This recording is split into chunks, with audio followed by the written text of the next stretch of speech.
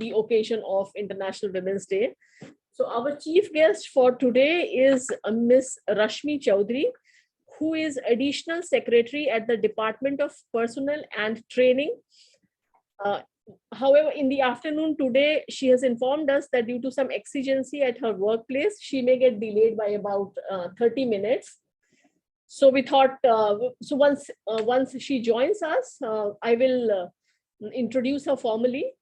Till then, we will, in general, amongst the IIM Visakhapatnam family, we will have some discussion on this very important day that we are celebrating today.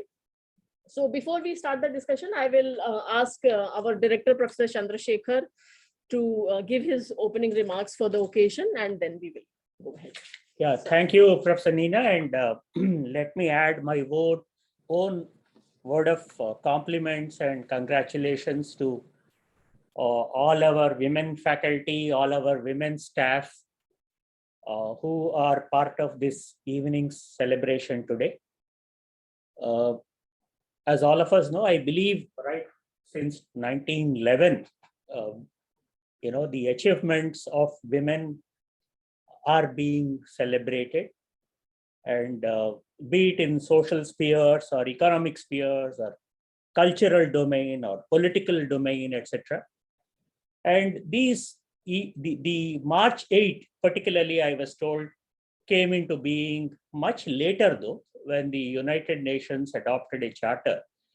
And from then on, of course, many countries do join these celebrations, which focus on women's empowerment, women's equality, etc. This year, I am particularly told, is the United Nations has given out the theme as Gender Equality Today for a Sustainable Tomorrow.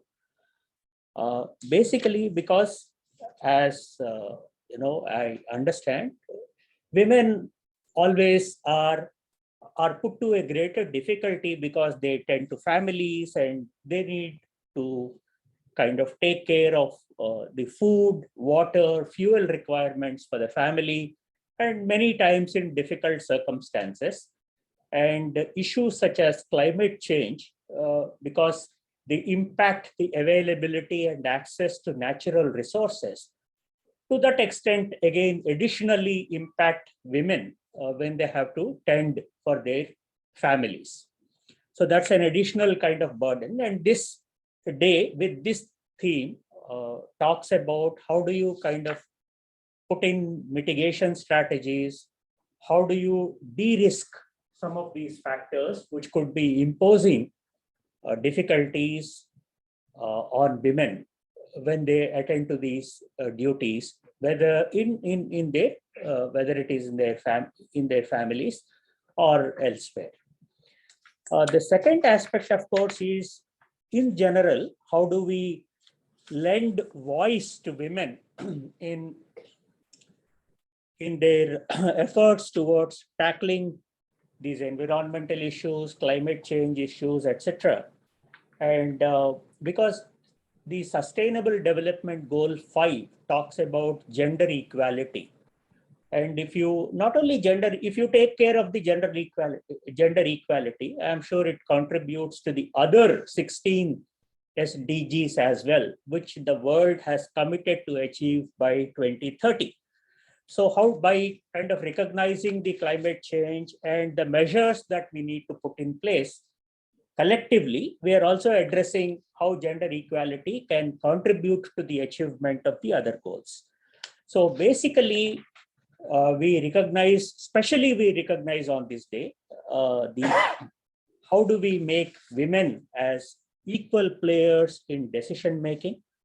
Because without gender parity, one cannot imagine a future which is an equal future, or a future which is a sustainable future, and a future which is devoid of bias or devoid of stereotypes and discrimination. We dream of a world, or we cherish a world where there is diversity, equity, and inclusiveness. And since you are all part of the IIM family, our own IIM Act, if you have paid attention to, in section 6, we have the objectives. And in that, it says, it's our responsibility as an IIM to sensitize management education to the vision of inclusive, equitable, and sustainable national development goals in order to contribute holistically to society. And the second important objective it highlights there is to support and development programs promoting social and gender equity. So it is part of the mandate that is given to us as an IIM that we advance these ideals and act collectively in a concerted manner for realization of these objectives. So one is celebration of the achievements of women, and the second one is raising a voice against any inequality that we see, or as we see women experiencing it, or we observe that in our workplace. So obviously we need to tackle that. And when government, society, and businesses come together, kind of owning a collective responsibility, major change can come about. Lastly, I would only like to highlight that Government of India has been giving away these Nari Shakti Puraskar awards every year, and on 8th March, International Women's Day, the Honorable President of India presents these awards. In fact, the Honorable President gave away these awards maybe 2-3 hours back, and the Honorable PM interacted with these awardees yesterday, about 29 of them.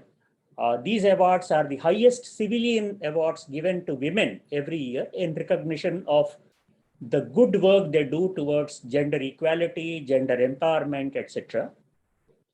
And this year's awardees have been in entrepreneurship, in agriculture, social work, education, arts and crafts, science, technology, engineering, and math, wildlife conservation, etc. Of course, details are all on the web. So the intention is the government is truly committed to empowering women, truly recognizing their service as catalysts of positive change in the society. And we as an institute also join in these celebrations, and kind of we express explicitly our commitment to working for a society, working for communities around us, and within our own institution. As I was mentioning to you, we are quite committed to bringing about gender equality and gender justice. And so these are occasions where we kind of rededicate our commitment towards those goals and ideals. So thank you very much, Nina. Over to you. Thank you so much, sir, for your detailed talk. I will, now that we have, as I've already earlier mentioned, we are at 6:15, and our guest will join us a little bit late. So I will request faculty or staff or students who are present here, if they would like to say something from the women's side or men, how do they see this day, or any comment anybody would like to make?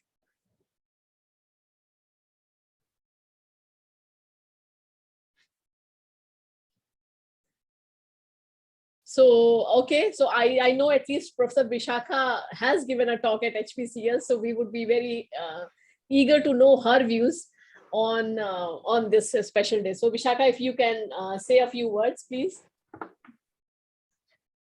So thank you so much, Professor Nina, for this opportunity, and thank you to all the dignitaries over here. So first of all, my warm wishes to all my colleagues and my women colleagues over here on International Women's Day. As the chair of the Internal Complaints Committee at IIM Visakhapatnam, along with my other colleagues from Internal Complaints Committee, Professor Sunita is also here. We extend our warmest regards to all the ladies on campus on this very special occasion. When it comes to Women's Day, as Sir already said, that it is actually a special occasion where we look back on what has been achieved since the time that feminist movement actually got speed in the world, and to the point where we are standing today and what needs to be done. So looking back today, I just like to say two things. One is that it is an occasion for India to celebrate today, because as of today, we can see that the sex ratio in India has improved. In 2021, we are 1,020 women per 100 male parts we are having in India, which is a very, really impressive news and a wonderful progress that the country has made. At the same time, we are also struggling with women's participation in the workforce, which particularly coming from my discipline of human resource management, that is also something we are pretty concerned about today. So this year's theme being breaking the bias, it is actually very important to think about the biases that we are seeing in different workplaces, and the way it stops women employees from becoming their full slaves and selves at work, and sometimes even it forces them to drop out of the workforce. So I feel that what is very important today is engaging in two kinds of conversation. First of all, we probably need to look more at this efficacy of affirmative action, and exactly when affirmative action is actually working in favor of women, but sometimes it is also alienating women from other allies. So, and how it is working out in their favor. So more research is needed in that area. And the second thing— Vishakha, Professor Vishakha, just for a second, just because our chief guest has joined. So welcome, ma'am, to the event. Thank you so much for accepting our invitation. Professor Vishakha is talking on a few issues related to Women's Day. And then we will continue with your talk. Yeah. Thank you so much. Please continue, Vishakha. Please, thank you. And the second thing, which is actually very important to talk about also today, is how the actions that we are taking and the conversations that we are having is often limited to the privileged sections of the women workforce. And we are often failing to talk about what is happening beyond these air-conditioned offices into the fields where women labor force is working, and what is the stresses they are facing and whether the conditions are improving. So we are optimistic about the changes that are happening, and at our workplace, we are very happy to say that it is truly inclusive in all senses, and it is actually empowering us to take the next leap forward. We just wish you all a very happy Women's Day, and we hope that all workplaces end up becoming strengths of women employees. Thank you so much. Thank you so much, Professor Vishakha, for your thoughts on the topic. And so we will now welcome our chief guest, Srimati Rashmi Chaudhary, and she will deliver her talk. Ma'am, I'll just introduce you to our participants today. Srimati Rashmi Chaudhary belongs to the 1989 batch of the Indian Railway Personnel Service. She served on South Central Railways in various capacities, and on the Railway Board as Executive Director, as well as Department of Women and Child Development as Deputy Secretary. She has also worked for a short while in the Ministry of Social Justice. During her stint in Women and Child Development, she piloted the Domestic Violence Bill, which was enacted subsequently. In the Department of Higher Education, she was associated with the expansion of higher education institutes when several new IIMs, IITs, and IISCRs were established. In the Department of Social Justice, she handled the Transgender Rights Bill, recognizing transgender as the third gender. She joined Department of Personnel and Training in August 2019. Srimati Rashmi Chaudhary is a postgraduate in English Literature from Jawaharlal Nehru University and has a law degree from Osmania University. She also enjoys listening to classical music. Thank you, ma'am, for agreeing to deliver your talk on this occasion today. You may please proceed with the talk. Thank you so much for that lovely and warm introduction. Good evening, Dr. Chandrasekhar, Director of IIM Visakhapatnam. Professor Neena Pandey, that's what I assume. Neena ji, aap hi hain. और professor चक्रवर्ती भी हैं शायद यहाँ पे. नमस्ते. And of course I recognize PBS, my very old friend. So virtually, I think we are meeting virtually after I don't know how many years. So good to see you here. So it's a real privilege actually to be invited by this bright new institution which has come up so well. And I've seen the write-up sent to me about the institution. You have done so much in such a short span of time. It's quite incredible. And I'm told by PV Srinivas that I think ab mentorship se bhi aap independent ho gaye hain. Now you're standing on your own 2 feet. So which is very heartening to note. In fact, when I was in HRD ministry, I was involved in the setting up of new IITs, IIMs and ISERs. So I know how difficult it is to actually get an institution running. So I'm very glad to be part of this. And I would like to wish everybody, all the youngsters who are here, men and women, all the bright young men and women, a very happy International Day. And also congratulate all of you who have made it to this premier institution. And I'm sure you will build character here and carry back values which will stand you in good stead throughout your personal as well as professional lives. So today, I guess, I think all of us have been, talking about celebrating what the idea of a woman is and what it means to be a woman in this day and age.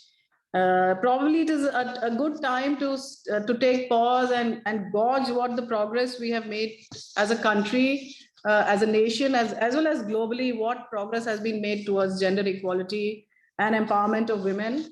And here I would say it is gender equality, not only for women and men, but you would be aware that government has enacted the transgender bill, which recognizes the concept of third gender, and that is a self-declared third gender. So I think this day should actually be all encompassing. It should be for men, for women, and for all other genders that in our,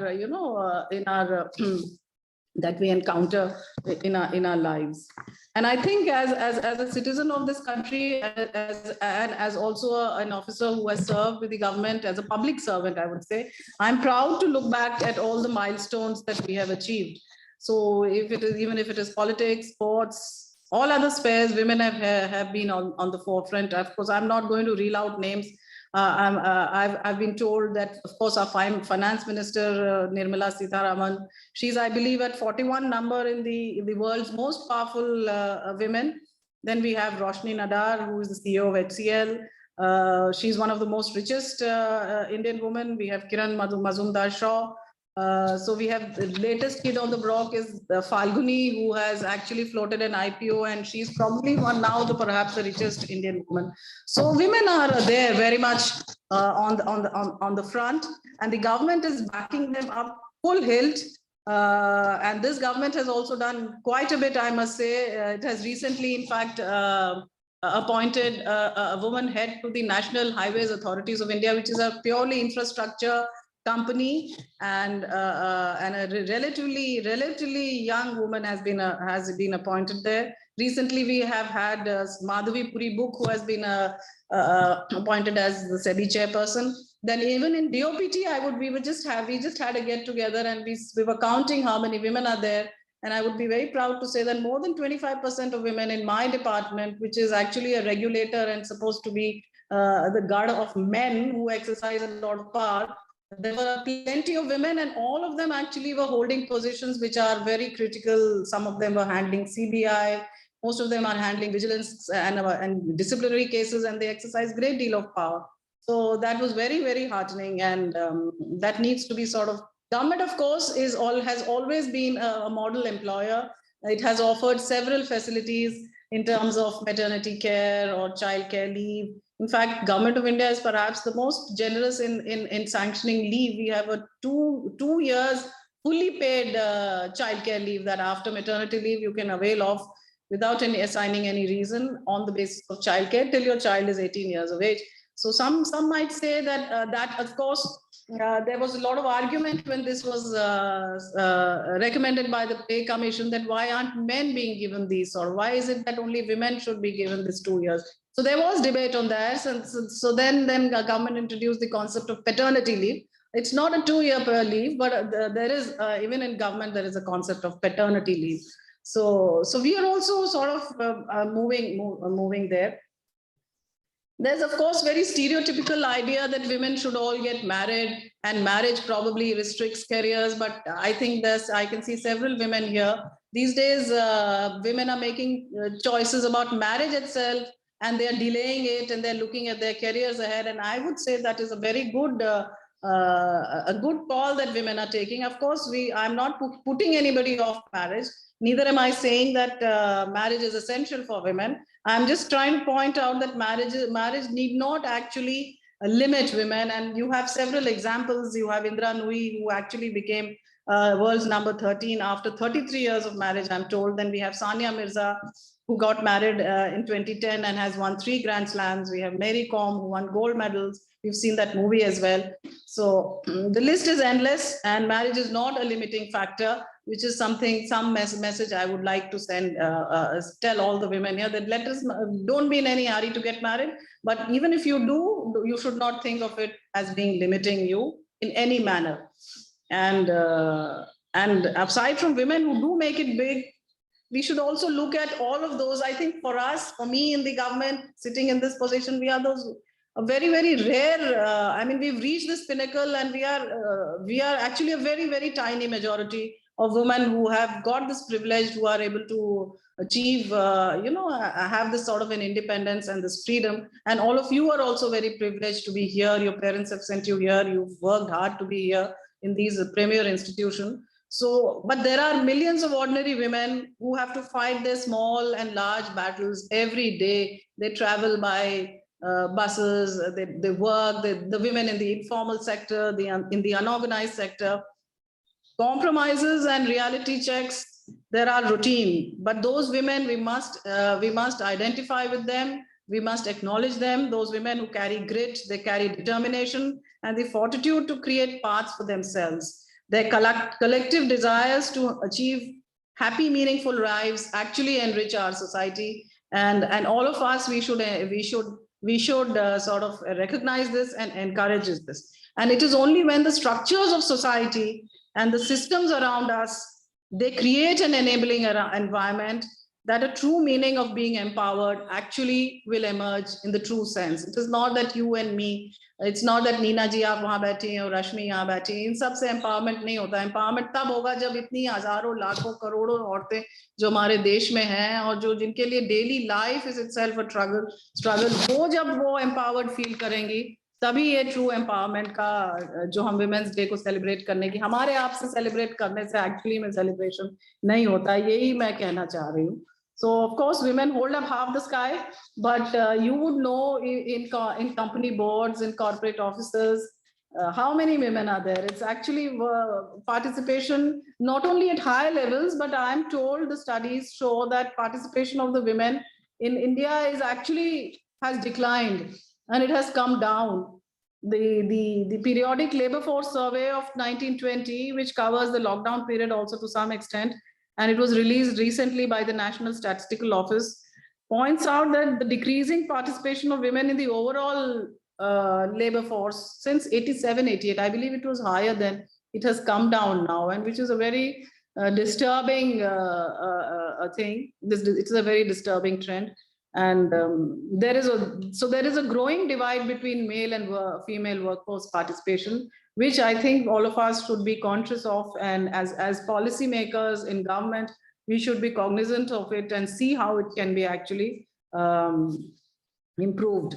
For working age, for 15 years and above, it is 30%. And whereas the same rate for men is 77%. And very few women actually participate in the political level. It is about 2 to 4%, whereas 98 to 94% are men. So actually we are not doing very well in terms of gender equality index. And we are ranking 140 out of 156. And in the gender gap index also, we are 112 out of 143. So these are statistics which tell us that while there is visibility of women on the, in various fields, like I just pointed out, but it is a very tiny percentage of seats and very tiny percentage of women who are there. And there is lots more to be done for bringing women into all aspects of life. And government is making, since I am from the government, it is my duty to tell you what all government is doing for encouraging women into workforce and how to make life easier for them. Several efforts, of course, there is a whole department dedicated to this, where I also worked for some time long back, which is the Department of Women and Child. There is this concept of gender budgeting as well, which the government is adopting. And all departments have special focus on women. We have this concept of Mahila E-Heart, which is a direct online marketing platform. Then we have this Beti Bachao, Beti Padhao, which is quite a big flagship program of the government. It's actually part of a social campaign aimed at eradication of female feticide. Then we have Sakhi, which is a one-stop crisis center, again, which is run by the Women and Child Department. Then we have separate police desks, we have legal medical counseling services, we have the concept of Mahila Thana, where women, especially domestic violence related cases can be handled. So we have toll-free working lines. So a lot of things have been done. Recently, things like registering houses which are allotted under the Indira Awas Yojana in the name of women, that has actually encouraged a lot of women, and they are now owning properties as well, which will make a huge impact on their decision-making abilities also within the household. And the direct benefit transfers, during the COVID times, the government was very, very sort of keen, and they have directly transferred money into women's accounts. They did not transfer money to a household account, only those accounts in either a joint account or an individual account where women were holding, so that the money goes directly to the woman, and that is how it is ensured that it is spent in a sort of a fruitful manner. So those small things have actually made a very, very big impact. And coming to DOPT, we ourselves have issued, I had mentioned this earlier, that government itself is a very generous employer, and we have concept of postings husband and wives together. We have concept of maternity leave and cooling off period. So there are several things which have been listed here, which you can also look at the DOPT website. I don't know how well private sector is doing in this area in terms of.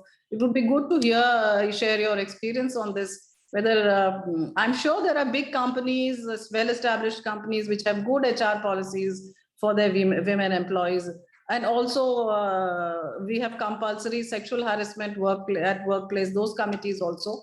But whether these are actually uniformly followed across in the private sector, what are these sort of ethical and moral guidelines? And it would be good to hear from you what is your experience, because government, of course, is constitutionally bound to do all this. Whether the same sort of effort is made at the private sector level, especially in the unorganized sector, I would not say, because there the government has a much bigger responsibility. But in the organized sector, where a large number of women are working, how are the HR policies there? It would be a good thing to hear from all of you. So of course, there is lots to be done, and lots to be done at the elementary level. A rudimentary outlook on the usefulness of the purpose of women in society, which is always understood in the context of their standing with men, with family care, and therefore there is this concept of honor, which can be seen, in such evils like female feticide, dowry, domestic violence. So when we seek to understand how to improve our attitude towards women, it is also imperative to note the microaggression, the sexism that they face on a daily basis. So this is a reality that all of us need to understand, and then view women from that context. So as leaders of tomorrow, I would urge all the women and the men here actually to take an oath, perhaps, to sincerely do what you can do to make a productive difference to other women, and to, most importantly, to yourselves also. Obstacles and challenges with inequalities must not be countered with lower expectations, or even with aggression, or with negativity.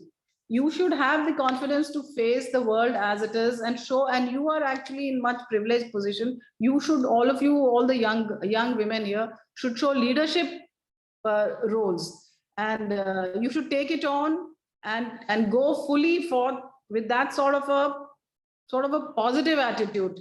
and get into a positive cycle so that you trigger more women to come into public positions and spaces, and thereby encouraging more women to step out. So what I'm trying to say is that you should look at the world around you, and as sorority, as women around you, even men and women, both of you should lift up all the, it could be in small ways, but you should recognize the daily lives and the daily realities that women around you face, and be conscious of that, and see in whatever little manner that you can to lift up those women also and help them in whatever way you can. So I urge you all to feel powerful within yourselves as influencers. Feel it as your social responsibility to give a voice to the voiceless. Use whatever platform and your voice to contribute to changes for ensuring that there's not even one lost generation as long as we are there. And I would like to draw your attention towards the importance of being an advocate for young girls and women around the world who may not have the opportunity like us sitting over here that we have. Your achievements will inspire the future generations to work harder, to get better, and make a dent wherever we can. And I would like to congratulate all women out here for being strong and encourage them to keep going and fighting on. I also hope all the bright men in this room, and I'm sure there are quite a few of them, I can see a few faces, that you will also have enough strength to share the spotlight and not feel, at least today, you should not feel bad about all the spotlight that women are getting.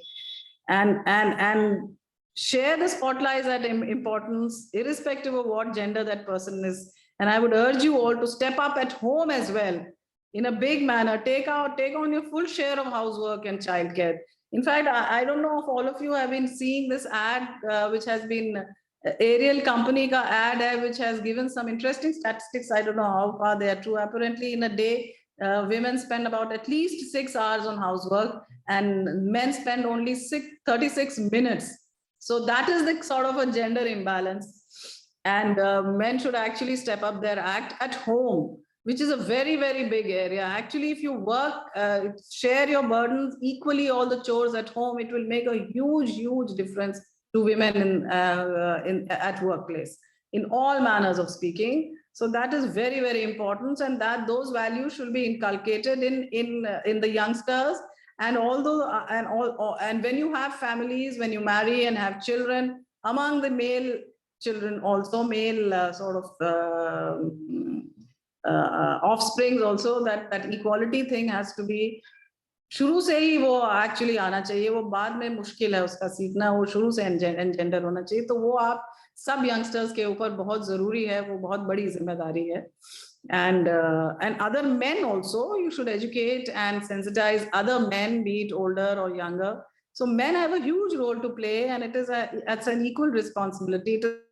It's not that women should talk among themselves. It's not women talking to men. It is women, all of us talking to each other and making a difference.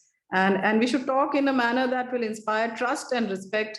And that is some fundamental commitment that men can make on this day.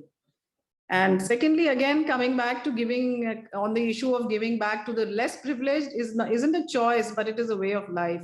And girls have the power to change the world. It is a fact today. And we should give back and empower girls by educating them. It's been said earlier also, a girl's education not only empowers families, but communities and economies. So that is, again, I need not repeat, it is a well-known thing. So I'll end here. Maybe it will be a good way to interact with the youngsters. I'd like to hear what they have to say. And in the end, I hope whatever this excitement and enthusiasm for today and this festive spirit that we have today should not be limited to this day alone. We should be committed every day to recognizing the significance of women in our lives, society, and we should inspire all of them for future great achievements. And with this, I'll end my talk, and I wish everybody here a very, very good professional and future life ahead. Thank you so much. Thank you for giving me this opportunity. Thank you, madam. On behalf of the entire institute, I would like to thank you for taking your time out. I know your time is precious, sitting in that chair in the ministry, particularly today, There would have been many engagements celebrating the event today, but you took time out for us. Thank you very much. And I would also like to take this opportunity to express my gratitude for writing on behalf of one of our programs. Digital governance in management is a program which we run. And you are kind enough to write to all the ministries in the central government and in the states. And Nina here is actually the chair of that program. And I would, request you to take time out and visit our institute once to interact with this cohort who are part of the MBA program. It is predominantly, essentially caters to the government servants. Yes, and teaches them with digital skills teaches them digital skills and also the allied management knowledge areas. So it would be wonderful if you could visit and address the cohort. Secondly, in the institute, madam, we are trying to do our own, little bit in terms of bringing about gender equality and gender parity. I'm happy to report, though, out of our faculty, about 31% are women. And I was expressing the intent that we should, soon take it as soon as possible, take it up to 50%. And in the student cohort also, we try our best to bring about this gender parity. We give to kind of contribute to this diversity and bring it about to the best extent possible. We give extra weight. We have two stages of selection. One is prior to personal interview and after the personal interview. In both the stages, we do give extra weight to the gender dimension so that we have more girls and other than boys in the classroom, so that there is more balance and a healthy interaction. In the staff cohort also, again, we are trying to do our bit. And we do have a women's empowerment cell here, madam, and we follow it quite religiously. We have meetings at regular intervals where we encourage all our, and this has representation from faculty, staff, and the students, where we encourage them to come up with what more could the institute do for their well-being, welfare, and for making them more comfortable at the workplace, so that they contribute in a much more effective manner at their workplace, and they truly enjoy working in the institute. So this is something which we are committed to doing and which we do. And you have given us, a lot of points to ponder, and I'm sure into the classrooms, we will bring the discussion, some of the points that you have highlighted. And those are really important things. As youngsters, for example, we train young MBAs as they step forward into the corporate world, or, as sons or, husbands at home, they have an additional responsibility, the way you have outlined. They need to step up and then play a very contributing role in at home as well, not just in the offices, but at home as well. So once again, thank you very much. And I do look forward, you can choose a calendar of your choice, and it will be a pleasure to host you at the institute and have an interaction addressed by you to our students and an interaction by you with our faculty members. Thank you so very much. Over to you, Nina. Thank you, ma'am, for your thoughts. And if you have time and if you would like to interact with a few faculty members, shall we go ahead? For 10 minutes is all right. I don't mind. I mean, I would like to hear perspectives from the private sector, HR. I don't know if that is something that can be shared, because I've been so deeply ensconced in the government sector that I should, because we are the HR arm of the government, we need to know what is happening. If there is something innovative happening out there in the private sector, which we could also adopt in this area for gender workplace, gender equality. I don't know if there is anything. Otherwise, also any interaction. I'm not just a piece of. I'm sure you would know about it, madam. Just to put it in perspective, in the Times of India of 9th February, there was a report which is by Deloitte Global, where they said that women hold 17.1% of the board seats in India, and the global scenario is 19.7%. And it increased only, say, 2.8% since 2018. And it increased by 9.4% since 2014, because 2013, the Companies Act came into being, the new Companies Act, which mandated women representation on the boards. And there is also a piece of interesting statistics here, which says that only 3.6% of the board chairs are women, and only 4.7% of CEOs are women in India. And another piece of interesting information which they gave is that there is a positive correlation between the women being chairpersons or CEOs of companies and the board diversity on the boards. They said companies which are run by women CEOs have about 33.5% of women on the boards as membership. Whereas if men are CEOs, they have only 19.4% of the representation on the boards. Similarly, if women are chairpersons, there is a 30.8% representation of women on the boards. And if men are chairpersons, there is only 19.4% representation. So obviously, gender, empowerment happens better if women are occupying the chairperson or the CEO positions. Yeah, over to you, Nina. Yeah. So I'll first ask any other faculty member if you would want to share your thoughts. Anybody? As ma'am has said, men are as welcome as women to share their thoughts. So, Professor Shamim, how much of your housework do you take care of? Madam, I'm a good cook. So we do cook. You should not be an occasional cook. I've seen men who are very good cooks, but they cook occasionally and they mess up the kitchen also. It's a cooking on a regular basis. My son we should ask your wife. So my son knows that it's the father who makes the tea. I see. So That's good. Should keep it up. Yeah. Yeah, I'll share my experience when I was working in corporate. So I was working in Samsung, and I remember when I was doing my MTech at IIT Chennai, and when the person came to interview, he asked when I went for the HR round, when I qualified that round, he said that whatever you answer, we will take you, because every time we go back with only men chosen. You are one of the, in this batch, you are the only girl who has qualified that round. So we will take you whatever you say in the HR round, because we are desperate to have women.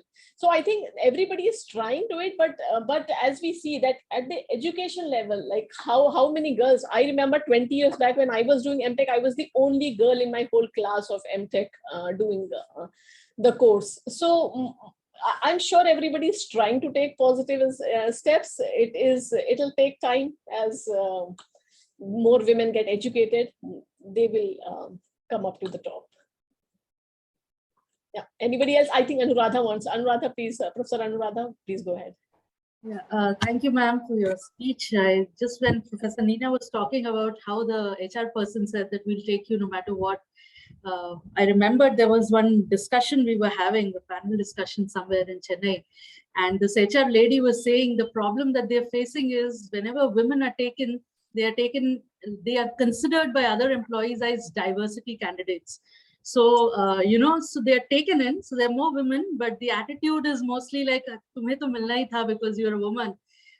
So now they're talking about, not just diversity, but diversity and inclusion, where the entire mindset kind of changes within organizations. So, so I maybe people are already aware of it, but I just thought because of what Professor Nina said, the downside of it, saying that we'll take you because you're a woman. Thank you. That will go away only when we reach the critical mass. Actually, we haven't reached there. We are still short of that mass. That is why this whole diversity and, the token, it could also be a kind of tokenism that we have to have diversity. So, but still it's good. Doesn't matter. That's how you start. And once you reach the critical mass, then it will become very sort of a natural that ye to hona hi hai, isme kya? No, that's true, ma'am. But I think the training needs to be for culture also and mindsets also. Yes, yes, of course. Of course. That's true. No doubt. Professor Shamim, you want to say something? Yeah, Madam, I have a question for you. that we one of the PhD students were working on some question related to civil servants being part of the boards, and there we came across a literature which talks about, and this was part of a case study research where they said that women, especially in the civil services domain, get little disadvantage in terms of the network connections they get to make. The political echelons, they favor men more to rise up the plum positions, or especially the higher up positions compared to women. And they had cited some reasons for it. Means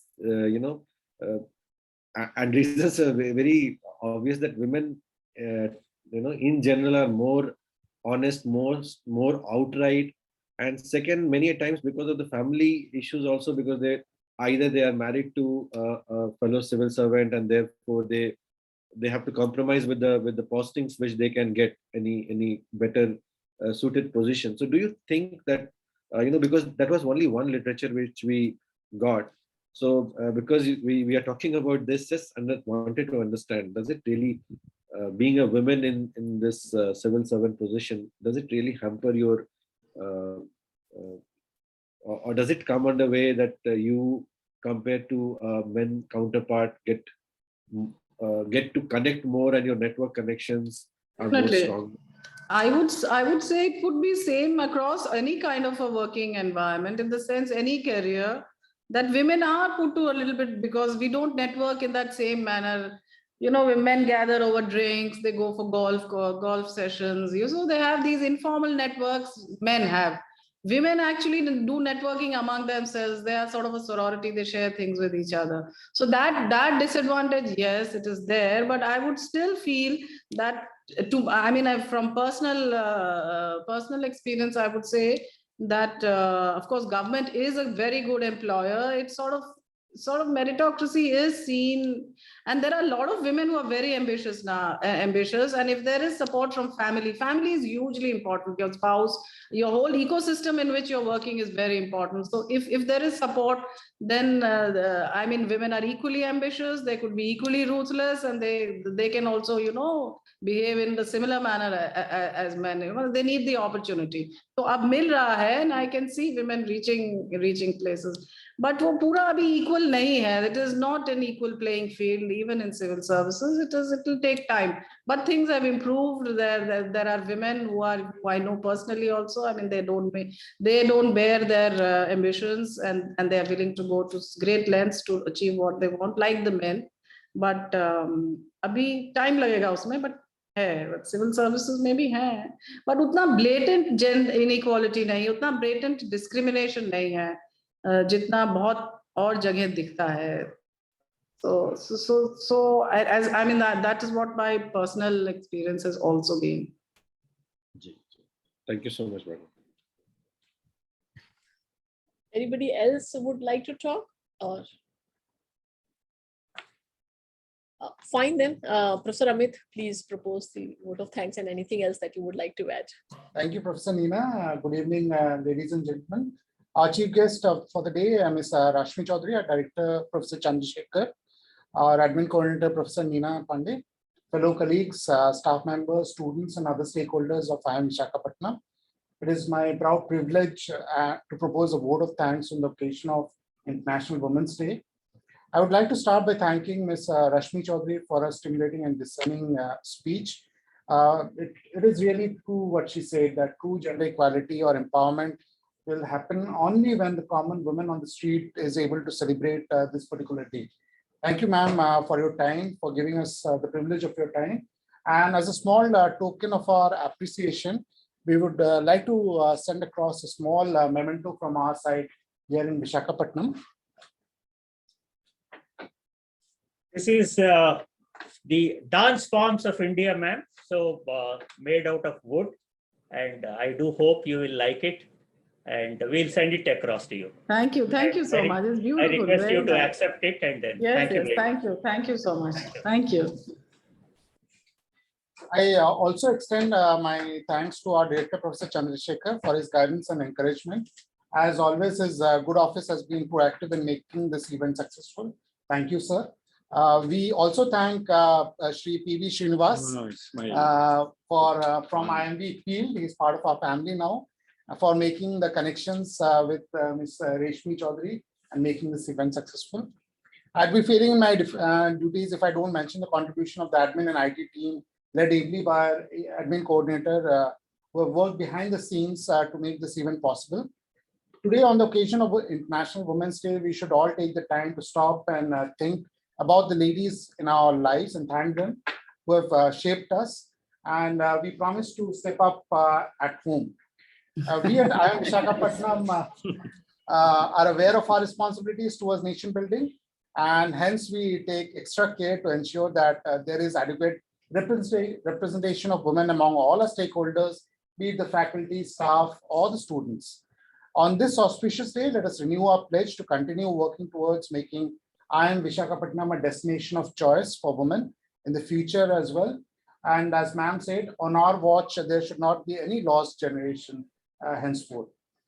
Finally, we sincerely thank each and every one of you for partaking in the celebration of women. We hope this year is filled with much happiness and success for each and every one of you, and look forward to your ongoing contributions and achievements that help make our country a better place for all women. Thank you, everyone. Thank you. Thank you so much. Thank you.